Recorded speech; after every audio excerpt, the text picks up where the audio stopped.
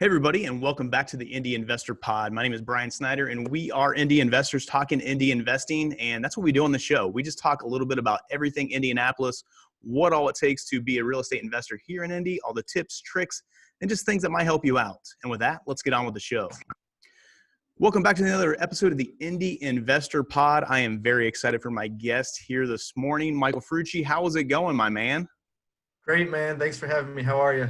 Yeah, I'm doing well. So hopefully you had a great holiday season and your new year. You're ready to rock it here for the new year in 2021 and with real estate investing here in Indy, right? Yes, sir. Definitely motivated. All right, awesome. Well, Michael, thank you so much for joining me. It's kind of funny. Like I feel like I didn't really know you up until maybe a couple months ago, and then I started seeing you post some of your projects you've done, and it's like, man, this guy's pretty legit. He does some pretty good stuff and things. So I was like, I gotta sit down and we went out for breakfast and kind of got to know each other and stuff. And it's just been really cool to connect with you and hear what you've been doing and see kind of what you want to be doing in the future too and stuff. So awesome to have you on, man. I think you can bring a lot of value to the show. Yeah. Thank you. Yeah. So let's just start with a little bit of your background, kind of what you were doing and then how you got into real estate investing and investing here in Indy. Okay. I just really had just random jobs throughout my life. My mom, she was a real estate agent for 17 years, so I was always kind of around the real estate business. At the end of her career, she flipped about 3 or 4 houses, and I was kind of around those. And once my children came, I really just something clicked in my head that says, hey, enough with these random jobs. I really needed a career. And I always loved, seeing the process of flipping. So, I got my real estate license, was always scared of the test, but I jumped the gun and move forward with that. And I really got the license to start up in flipping. So I didn't have to depend on anybody else. My parents moved to Florida 2.5 years ago. So it was like, I needed a realtor for my properties and this and that. And it's just been great ever since. That's awesome. I got to ask, what were some of those like random jobs you were doing before you got into it? I was assistant manager at Foot Locker. I was at the BMV. I was a manager at this place called First Advantage managing a fleet. I was everywhere. Sunglass Hut. Really didn't have a path, let's just say. Yeah, I hear you, man. That's what I was a teacher for 14 years, but during that time, I always had just like random jobs. It was just like, I'd have like a new job every summer. Like I was a zipline guide for a while. I was a waiter, I was managing the kitchen. I was a truck driver for like, it was just randomness. So I hear you, man. Yeah. It's good when you have a little direction in your life now. Like you said, your kids came along. You're like, hey, I need to get focused. I need to be able to do this. And that's awesome, man. Definitely. So let's talk a little bit about what you're doing now and like REI. So you got started really, you were kind of like ramped up and said, hey, I want to start flipping. That was like back in the spring of 19. Yes. Yeah. So, and then that's what you've been doing since then. Like you've done 7 projects since then and stuff then? Correct. I'm on my 7th one. I'm trying to time them to where as soon as I list my finished project that I'm, closing on the next project. So I kind of do a streamlined system and it's worked pretty great for me. Obviously each project is a learning experience. So as they come, they get a little bit easier, but you learn something every time. So yeah. Yeah. So let's talk a little bit about that then. I'm going from like that project number 1 to now you're like getting ready to finish up your 7th and stuff. So what are some things you've learned through that process of doing 7 of those projects? A lot of things, from finding the right contracting team to really figuring out what role I wanted to play in my business. I'm the type that I don't micromanage, but at the same time, I like to be in charge of reaching out to my guys. I was in a relationship on one project to where me and the contract were 50-50 at the end, but he was in charge of bringing in all the subs and everything like that. And I just knew that that wasn't the case where I wanted to be with this type of work. So I really figured that out. And also, learning how the design projects go and not just putting, certain types of tile in houses, and you really learn the types of neighborhood you're working with and what goes in each house. And it's really been, a learning experience, but yeah. Yeah. So how did you go about that of like, and I think that's one of the things that like maybe a lot of flippers kind of get tripped up on some where they're like, hey, I think I want to try to make, 40, 50 grand in this project. So I'm going to put this tile in, or I'm going to do this flooring, but maybe the neighborhood doesn't really call for that, or you're not going to be able to excel for that. So how did you go about like kind of educating yourself on, hey, this is for this neighborhood. I want to be in this, I can do these types of materials, or were you just like, hey, I want to only do these types of materials. So I'm only going to go into these types of neighborhoods. How'd you go about that? So, having access to the MLS and just really being a realtor, I was able to, if I see a house that's in a neighborhood for sale, I go to kind of type that address into a quarter-mile radius and really look at the updates in there. I do, drive for dollars. So I kind of, go throughout the neighborhood and see what's on the exterior as well, and see just kind of what is flowing in the neighborhood. The first project I did was it was a neighborhood, you didn't need granite, you didn't need all the nice things. And as I go, I figured out that I do like the houses that, are just completely hideous when I purchase them, but they really need all those updates. And I'm a true believer in, if you put the money in it, you'll get the money out of it. So, I don't really like to cut corners. And I do believe that if you put the right amount of dollar in it, you'll get the right return back. So, yeah. That's a good way to go about it. And it's definitely, that's one of the things we try to like put out on the show too, like doing things the right way, not just to make a Yeah, buck or anything, but doing things the right way too. So, your contractors are happy with their work. They're proud of their work, but then also your homeowner that's going to buy that property is like, hey, I'm good for, 4 or 5 years before I need to fix something or exactly. do something. Yeah. The littlest types of finishes can really, catch someone's eye and say, hey, this is worth the price that you're listing it for. So Yeah. So I want to talk to you a little bit about so you are, because I've fallen in this trap before too, where I take on a project. I'm like, oh, well, I'm not going to pay somebody for that. I'm going to head and try, I can just do it on my own, or I can do this. I try to save some money here by doing it. yeah, And I've realized that no, I need to hire it out. I need to be that. And I yep, think you're in that boat too, where you just told me no, I don't lift a finger. yeah, I hire it out. I find the right people, and you have you pick the products or whatever you want, but you leave it up to your contractors and trusting them and stuff like that. So was there ever a time where you just right away, no, this is how I'm going to do it? Or were you ever no, I'm going to go in there, I'm going to try to, I can paint this wall, I can save some money here. How did you kind of come to that realization?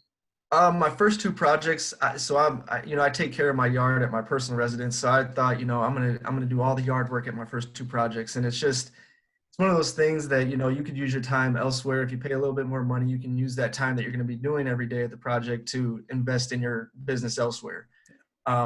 So, the first two projects, I tried to do all the yard work and really just make it nice. And, it looked nice, but was it worth the time that I put into it? And I wasn't able to invest in other parts of my business. And never was really a hands-on person as far as, carpentry or construction work. So after those first two, I said, hey, I found a great landscaping guy as well. So definitely satisfied with the route I'm going now. Yeah.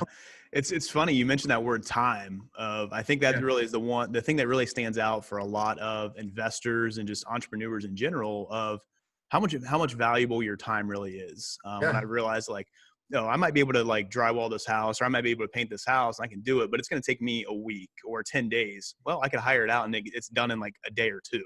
Yep. That makes a big difference when it's coming to time of hey, I have holding costs in here now, it's professionally done. All those things Yep. is huge. And I think time is a big thing with that. And then just, of course, I shouldn't be doing that. Let's have the professionals handle it. Right. And I mean, if you spend $500 on getting something done, but it takes you 2 weeks, if you really break that down hourly, you're going to be, I mean, is it worth it? So, Yeah. Yeah. So let's kind of dig in a little bit about how you found your contractors and kind of built relationships with them, or maybe, and then kind of to follow up on that too, of what are some things that you recommend for investors out there that are looking to get started, or maybe they're not quite satisfied with their contract and they need to switch it up? How yeah. would you kind of recommend going about, how did you do it? And how would you recommend people going about finding some contractors to work with that they trust, that they believe in, and that they kind of have the same core values as them as well? Okay. My first two, just to kind of back up, obviously my mom was in real estate, so I had some, connects there. The first property was just, it wasn't up to the standard I was looking for. The second one, he was a friend from high school. He does great work, him and his company, but it was the one where we had that 50-50 relationship, and I just knew that role did not work with my business. So how I went about it was I went up to all the Facebook investor pages and said, hey, who's those contractors out there? I networked through social media, and I was blessed to the first person that gave me their number. He's been my guy ever since. I just kind of felt lucky and, fell in the right place. But if that doesn't work out for you, I did spend some time, waking up at 7 a.m, going to Menards and just really walking around. And if you see people walking around at 6, 7 a.m, you know, there's a chance that they take their job seriously and they're up and at them. And you just, they wear their company shirts, a lot of times you Yeah. can just on the number, that's a great way. But really just, I believe in using social media to your advantage, networking, you know, it'll definitely pay off. Yeah, I love that. I think I think it was maybe Dave Short that said that on the show too. Of like, find those people, like go to Menards, go to Home Depot at 7 o'clock in the morning, 6, 7 o'clock. Those people that are there, like Yeah. they're hungry. It's if they're buying, buying materials for one project, they're gonna see how available they are and if they have going on. Right. So that's And if awesome. you're That's there, great advice. if you're there early, they see that, oh, maybe this guy can provide value to my business, and vice versa. So I really do believe that that's a good way Yeah. to find some. And then it's always nice to get lucky too on your first one. I'm like, nah, this is good. So Right, right. The more people you know, the more referrals you'll receive. So definitely network and use your social media to your advantage. yeah. Is there any advice you have for, I know that's always a tricky concept of when, a flipper or even just an investor in general are working with their contractors of like, man, I want them to be my contractor. So I want to make sure I give them work, but then they realize like, okay, I'm only really going to do a project a quarter and then I'll ramp up in the long run. But is there any like trick you have to like kind of managing that relationship of like, hey, are you available now? Or, hey, I'm going to make sure you're available if I get this project. How do you kind of work on that when you have your guy and you like him? And so you're saying making sure my contracting team is always available whenever I have projects? Yeah. Or and just happy of like when you are doing projects and things Yeah. like that. Yeah. So, I was, again, blessed enough to where the contracting team I found, they're a very small crew, maybe 3 to 7 guys if they really need them. So if I give them a big project, I'm pretty much their job for that Yeah. season. They'll take on little jobs here and there. But yeah, I mean, I always, buy them lunch, make sure, you appreciate them, let them know that you're always there when, they need to call you or, pay them on time. My guy invoices me, I bring him a check, that day or the next. It's just really letting them know like, hey, you appreciate them, even though they're the rugged guys that get dirty and stuff like that. They really need to be, you need to cater them because they're more valuable to your business than almost anything out there. So Yeah. It's amazing how like just even small things go of like, hey, I'm going to just stop by Jimmy John's and pick up, yeah, lunch to bring down to your crew and stuff like that. Like that stuff goes a long way and helps them yeah, out. Just lets them know like, or even just sometimes even just showing up to like say, hey, nice job. I like this. Showing like actually being exactly. present sometimes that works Exactly. too.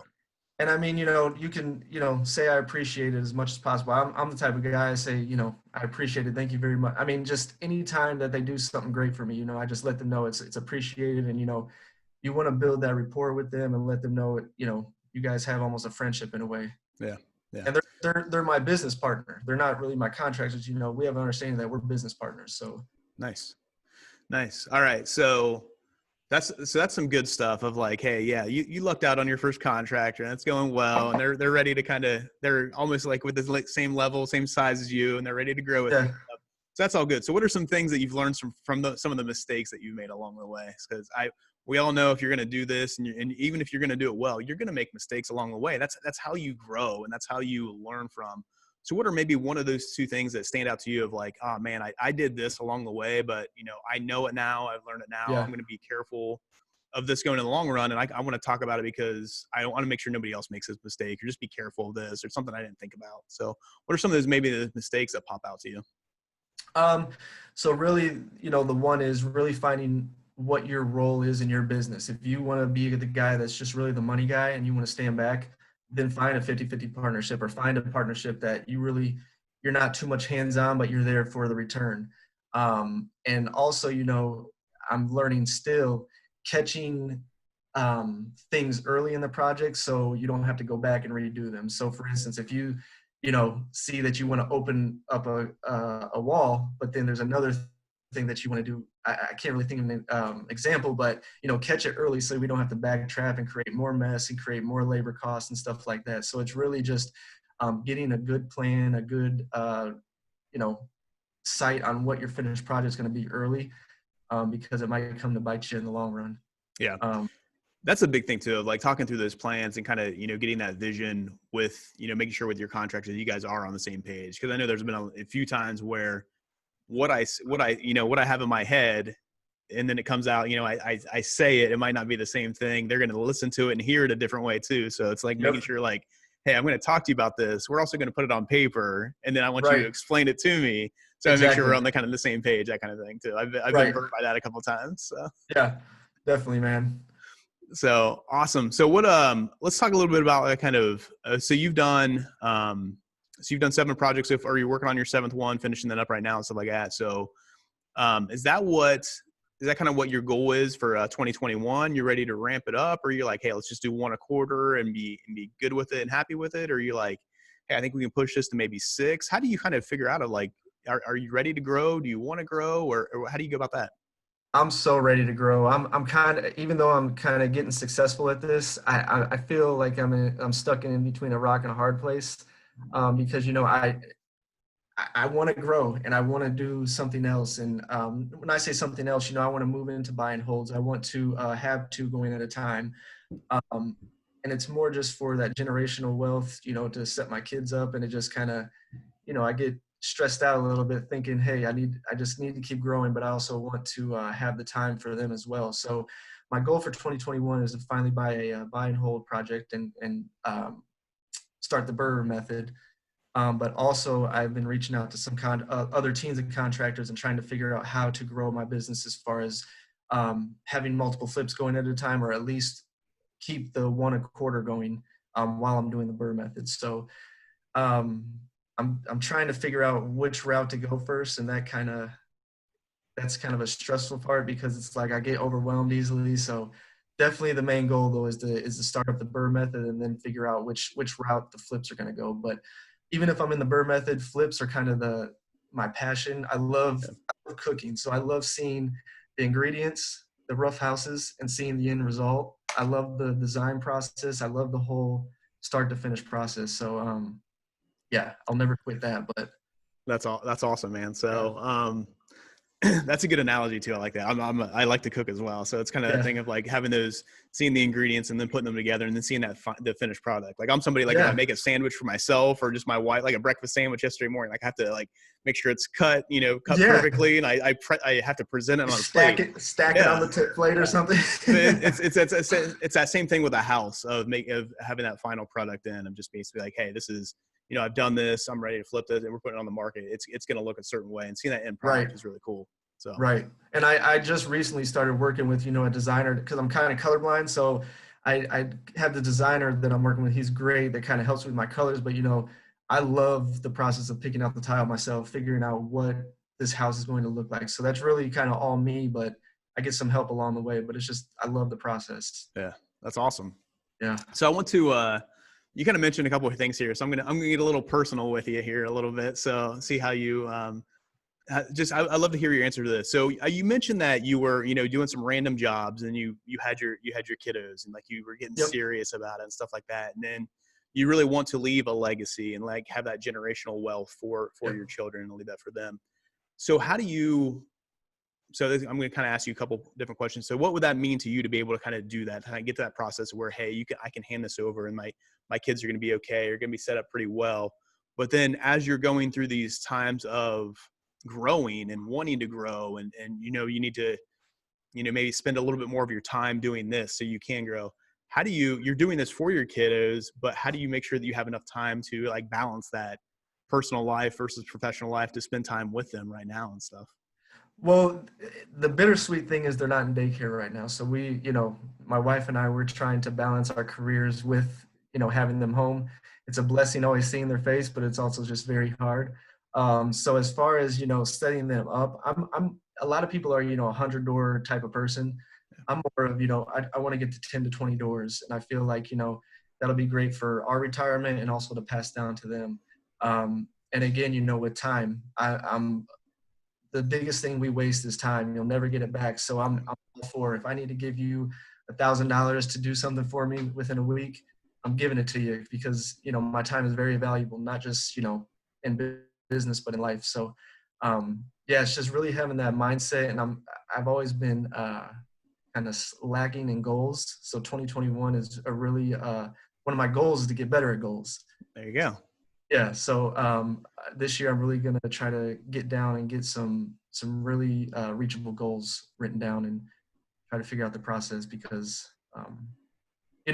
flipping, it's great and you get that lump sum of return every quarter, but you kind of get nervous once houses kind of take a little bit longer than you wanted to. You want that passive income as well. So, um, yeah.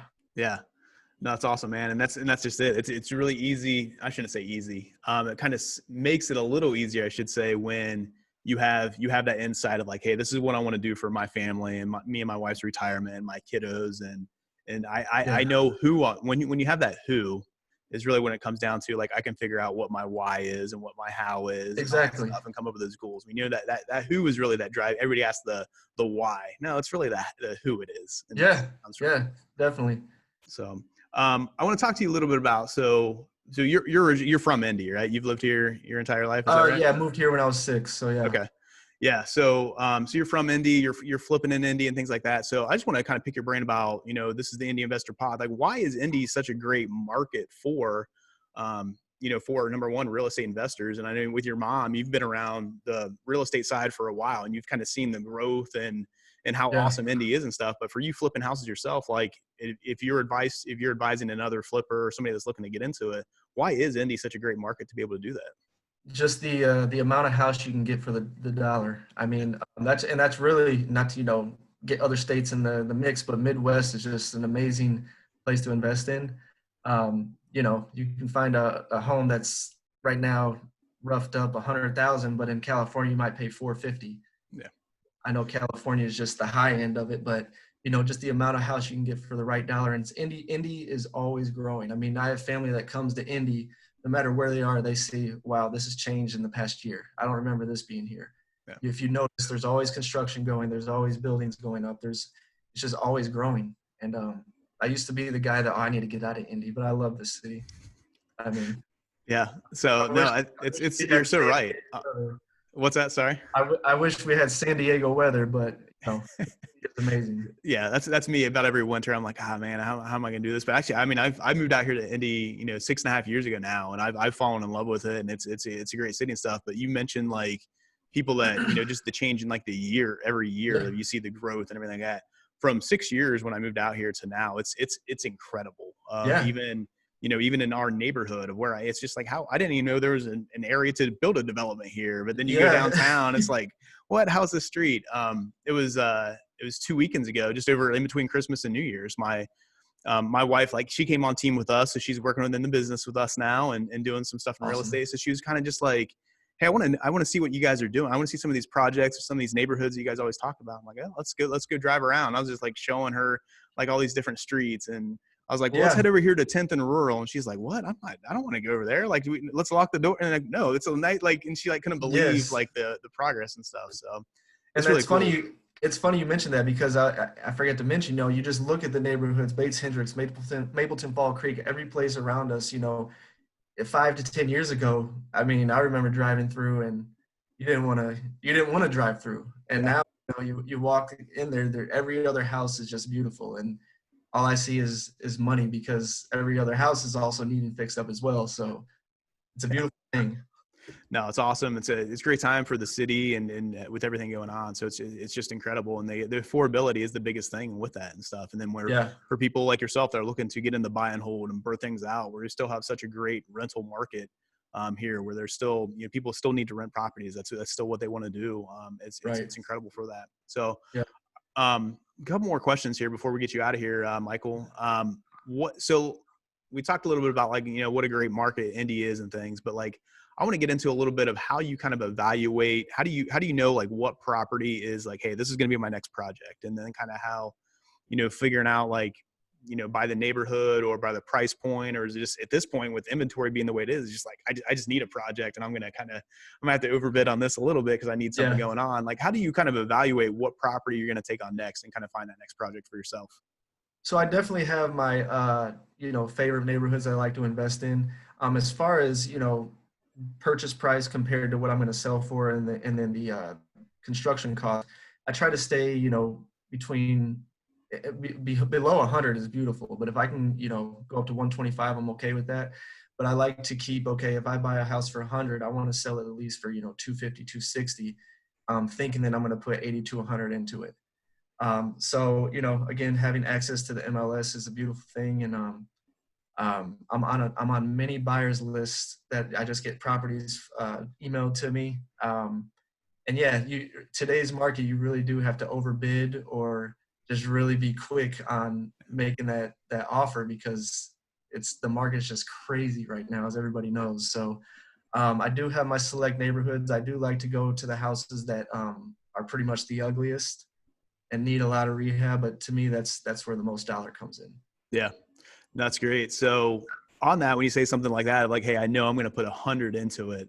How much, when you're evaluating that, coming up with your numbers, how much of that is like, hey, I'm going to put 100 into that, but I'm going to factor in for like kind of 120 to handle any mistakes or things that are popping Yeah, up? Or are you like more of like, hey, I'm going to factor on 80 and assume I'm going to probably spend 100? How do you kind of go about that to figure out? Because those are big numbers, and it's going to right. be a variance in there probably. Right. So, I always have my contract. I'll look at the house first, and my contractor will meet me over there either the next day. I just don't like to waste his time bringing him over the first time. Yeah. But if I say I'm going to put 100 into it, I always keep kind of that 10% for miscellaneous. So I do factor in, okay, that if I'm putting 80 in it, okay, 8,000 is for the what ifs.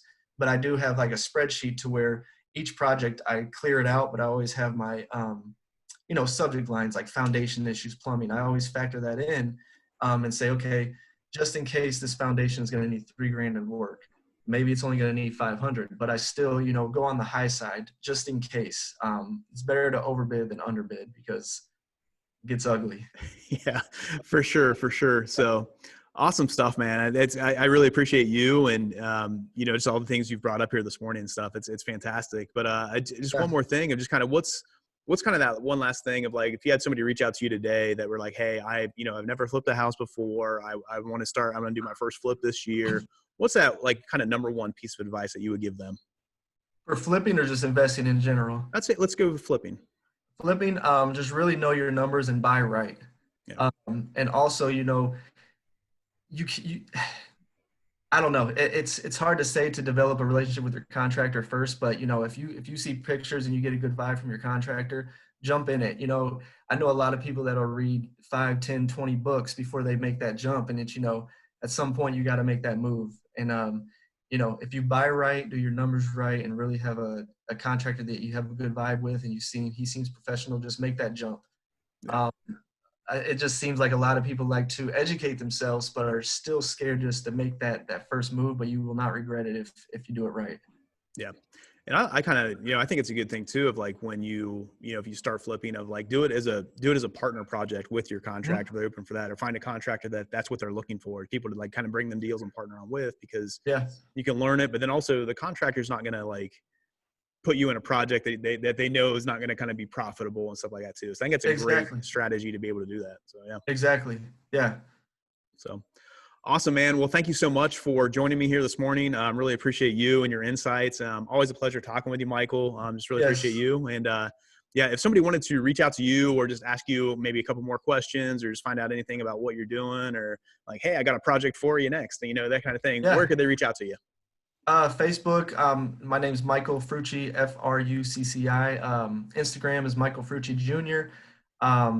Email is M as in Michael, Frucci 2323 at gmail.com. Just feel free to reach out to me anytime with any questions. I'm always looking to help. So, yep, Awesome. Hit him up and check out his Facebook page too. He's got some pretty cool projects that they've done on there and stuff like that. Everything appreciate looks that. great. So great stuff. If you have anything for me or need any questions, you have any suggestions for later shows that we could do, you can reach out to me at brian@simplewholesaling.com. I'd be more than happy to help you out with anything. And with that, this is another episode of the Indy Investor Pod, and we'll see you guys next week. Take care.